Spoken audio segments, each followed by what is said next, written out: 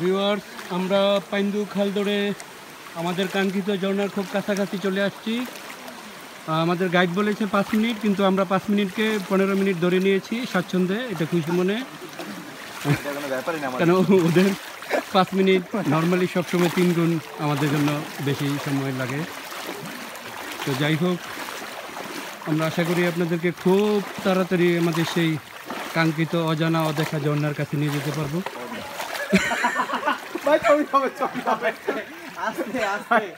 আমরা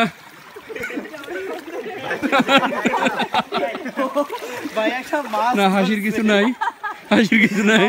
ওনার পুটলা বিশেষ পদার্থ।